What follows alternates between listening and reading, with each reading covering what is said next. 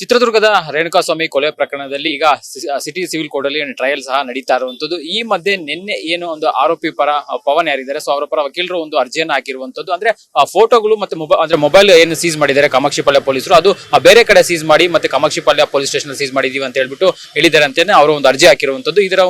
ಇದರ ಉದ್ದೇಶ ಬೇರೆ ಇದೆ ಅಂತಾನೂ ಸಹ ಅವರು ಅರ್ಜಿಯನ್ನು ಹಾಕಿರುವಂತದ್ದು. ಈ ಬಗ್ಗೆ ಮಾತಾಡೋಕೆ ನಮ್ಮ ಜೊತೆಗೆ ಸ್ವತಃ ಏನು ಸುಧನ್ ಅಡ್ವೊಕೇಟ್ ಅವರು ಇದ್ದಾರೆ, ಅವ್ರನ್ನ ಮಾತಾಡ್ತಾರೆ. ಸರ್, ನಿನ್ನೆ ನೀವು ಹಾಕಿದಂತ ಒಂದು ಅಪ್ಲಿಕೇಶನ್ ಏನ್ ಸರ್? ನಿನ್ನೆ 3 ಅಪ್ಲಿಕೇಶನ್ ಹಾಕಿದ್ರಿ. ಮೊದಲನೇದಾಗಿ ಈ ಮಾನ್ಯ ನ್ಯಾಯಾಧೀಶರೇ ಕಾಮಾಕ್ಷಿಪಾಳ್ಯ ಪೊಲೀಸ್ ಠಾಣೆಗೆ ಬಂದು ಪರಿಶೀಲನೆ ಮಾಡಿ ಮಾಜರಲ್ಲಿ ಇರುವಂತ ಫೋಟೋಸು ಮತ್ತು ಆ ರೀತಿ ಜಾಗ ಕಾಮಾಕ್ಷಿಪಾಳ್ಯ ಪೊಲೀಸ್ ಠಾಣೆಯಲ್ಲಿ ಇದೆಯಾ ಅಂತ ಪರಿಶೀಲನೆ ಮಾಡಿ ಸತ್ಯಾಸತ್ಯತೆ ಏನು ಅಂತ ತಿಳ್ಕೊಳ್ಳಿ ಅಂತ ಒಂದೇ ಇದು.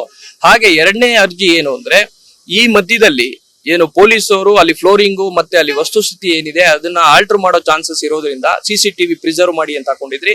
ಇಮಿಡಿಯೇಟ್ ಆಗಿ ಮಾನ್ಯ ಕೋರ್ಟ್ ಅದನ್ನ ಪ್ರಿಸರ್ವ್ ಮಾಡಿ ಅಂತ ನಿನ್ನೆ ಆದೇಶ ಆಗಿದೆ. ಮೂರನೇದು, ಈ ರೀತಿ ಸುಳ್ಳು ಮಾಜರ್ನ ಸೃಷ್ಟಿ ಮಾಡಿ ಕೋರ್ಟ್ಗೆ ದಿಕ್ಕು ತಪ್ಪಿಸಕ್ಕೆ ಪ್ರಯತ್ನ ಪಟ್ಟಿರುವಂತ ಪೊಲೀಸ್ ಇನ್ಸ್ಪೆಕ್ಟರ್ ಆದಂತ ಮತ್ತು ಈ ಮೊದಲನೇ ತನಿಖಾಧಿಕಾರಿ ಆದಂತ ಗಿರೀಶ್ ನಾಯ್ಕ್ ಅವ್ರನ್ನ ಈ ಕೇಸಲ್ಲಿ ಆರೋಪಿ ನಂಬರ್ 18 ಆಗಿ ಮಾಡಿ ಅಂತ ಅಪ್ಲಿಕೇಶನ್ ಹಾಕೊಂಡಿದ್ವಿ. ಸರ್, ಈಗ ಟ್ರಯಲ್ ಸ್ಟಾರ್ಟ್ ಆಗಿದೆ, ನಡೀತಾ ಇರುವಂತದ್ದು. ನಿಮ್ಗೆ ಈ ರೀತಿ ಗಮನಕ್ಕೆ ಪೊಲೀಸರು ಈ ರೀತಿ ಫ್ಯಾಬ್ರಿಕೇಟ್ ಮಾಡಿದ್ದಾರೆ ಅಥವಾ ಏನಾದ್ರು ಫೋಟೋಗಳು ಬೇರೆ ಕಡೆ ಹಿಡಿದು ಮತ್ತೆ ಕಾಮಾಕ್ಷಿಪಾಳ್ಯ ಅಂತ ತೋರಿಸ್ತಾರೆ, ನಿಮ್ಗೆ ಯಾವಾಗ ಗಮನಕ್ಕೆ ಬಂತು ಮತ್ತೆ ಹೇಗೆ ಗೊತ್ತಾಯ್ತು ಸರ್?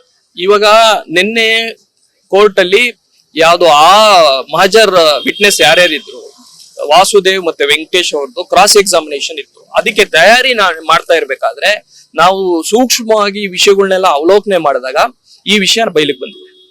ಈಗ ನಿನ್ನೆ ಕೋರ್ಟ್ ಅಲ್ಲಿ ನೀವು ಅರ್ಜಿಯನ್ನು ಹಾಕಿದ್ರು, ಆ ಅರ್ಜಿ ಬಗ್ಗೆ ಕೋರ್ಟ್ ಏನಾದ್ರು ಆರ್ಡರ್ಸ್ ಮಾಡಿದ್ಯಾ ಸರ್?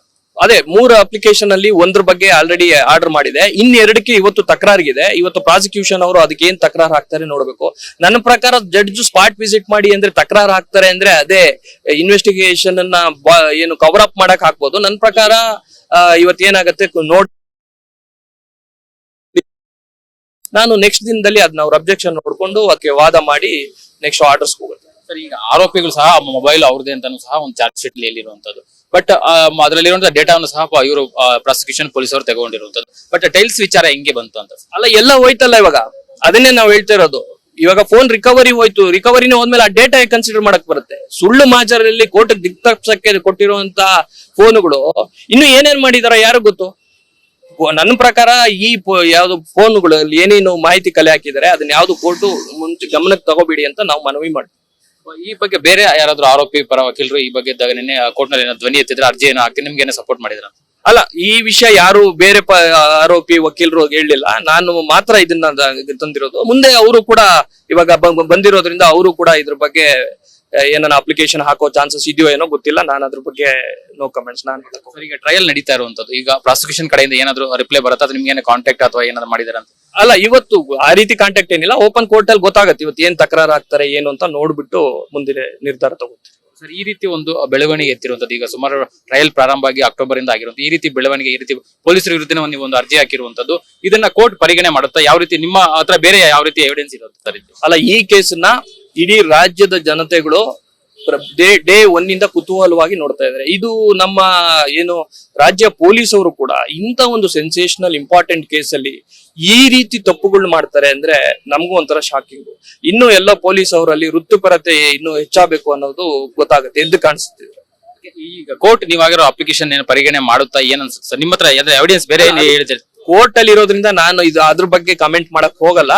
ಬಟ್ ನಮ್ಮ ಅಪ್ಲಿಕೇಶನ್ ಏನಿದೆಯೋ ಹಾಕಿದೀನಿ, ನೀವು ಕೂಡ ಪರಿಶೀಲನೆ ಮಾಡಬಹುದು. ಇವಾಗ ಕಾಮಾಕ್ಷಿಪಾಳ್ಯ ಸ್ಟೇಷನ್ ಅಲ್ಲಿ ಆ ರೀತಿ ಜಾಗ ಇದೆಯಾ, ಸುಳ್ಳು ಸಾಕ್ಷಿ ಯಾಕೆ ಸೃಷ್ಟಿ ಮಾಡಿದ್ರು, ನೀವು ಮಾಧ್ಯಮ ಮಿತ್ರರು ಕೂಡ ಅದನ್ನ ಪ್ರಶ್ನೆ ಮಾಡ್ಬೇಕು ಅನ್ನೋದು ನನ್ನ ಮನವಿ. ಯಾಕೆ ಅಂದ್ರೆ ಈ ರೀತಿ ಸುಳ್ಳು ಸೃಷ್ಟಿ ಮಾಡಿ ಏನ್ ಸಾಧನೆ ಮಾಡಕ್ ಕೊಟ್ಟಿದ್ರು, ಏನ್ ಸಾಧನೆ ಮಾಡಿದ್ರು? ಹಾಗಾಗಿ ನೀವು ಕೂಡ ಜವಾಬ್ದಾರಿಯುತ ಸ್ಥಾನದಲ್ಲಿ ಇರೋದ್ರಿಂದ ನೀವು ಪ್ರಶ್ನೆ ಮಾಡ್ಬೇಕು ಅಂತ ನಾನ್ ನಿಮ್ಮಲ್ಲಿ ಮನವಿ ಮಾಡ್ಕೊಂತೀನಿ. ಸರ್, ಇನ್ನು ಚಾರ್ಜ್ ಶೀಟ್ ನಲ್ಲಿ ಬೇರೆ ಏನೆಲ್ಲ ಲೋಪಗಳು ಕಂಡು ಬಂದೆ ಸರ್? ನೀವು ಸ್ಟಡಿ ಮಾಡಿದ್ರಂತ ಇಲ್ಲಿವರೆಗೆ ಏನಾದ್ರು ಮುಂದೆ ಬೇರೆ ತರ ಏನಾದ್ರು ತಿರುಗಳು ಸಿಗುತ್ತೆ ಈ ಒಂದು ಕೇಸ್ ನಲ್ಲಿ? ಈ ಕೇಸಲ್ಲಿ ಇದಕ್ಕಿಂತ ದೊಡ್ಡ ತಿರುಗಳು ಮುಂದೆ ಕಾಯ್ದಿದೆ. ನಾನು ಓಪನ್ ಆಗಿ ಹೇಳ್ತಾ ಇದ್ದೀನಿ, ಇನ್ನೂ ತುಂಬಾ ದೊಡ್ಡ ತಿರುವುಗಳಿದೆ, ಕಾದ್ ನೋಡಿ. ನಾನು ಡಿಫೆನ್ಸ್ ಅದನ್ನ ಇವಾಗ ಹೇಳಿದ್ರೆ ಅವ್ರು ಎಚ್ಚೆತ್ಕೊಳ್ತಾರೆ ಅಂತ ಹೇಳ್ತಾರೆ. ಚಾರ್ಜ್ ಶೀಟ್ ಸುಮಾರು 3999 ಪೇಜ್ ಚಾರ್ಜ್ ಶೀಟ್ ಸಲ್ಲಿಸಿದ್ರು, ಅದ್ರಲ್ಲಿ ಇನ್ನೂ ಲೋಪಗಳು ಜಾಸ್ತಿ ಆಗಿದೆ ಅನ್ಸುತ್ತೆ ಅಂತ? ಬೇಕಾದಷ್ಟು ಲೋಪಗಳಾಗಿದೆ. It is a tip of a iceberg. ಇದು ಕೇವಲ 1% ಅಲ್ಲ, ಇನ್ನು ಮುಂದೆ ಏನೇನಿದೆ ಅನ್ನೋದು ನೀವೇ ನೋಡ್ತೀರಾ. ಲಾಸ್ಟ್ ಕ್ವಶನ್, ಎಲ್ಲೋ ಒಂದ್ ಕಡೆ ಇದನ್ನ ಡೈವರ್ಟ್ ಮಾಡಕ್ಕೆ ಏನಾದ್ರು ಪ್ಲಾನ್ ಮಾಡ್ತಾ ಇದೀರಾ ಅನ್ಸುತ್ತೆ ಅಂತ ಆರೋಪಿ ಅಂದ್ರೆ ಇವರು ಪ್ರಾಸಿಕ್ಯೂಷನ್ ಅವ್ರು ಏನಾದ್ರು ನಿಮ್ಗೆ ಅಬ್ಜೆಕ್ಷನ್ ಆಗ್ತಾರ ಇವತ್ತು ಏನನ್ಸುತ್ತೆ?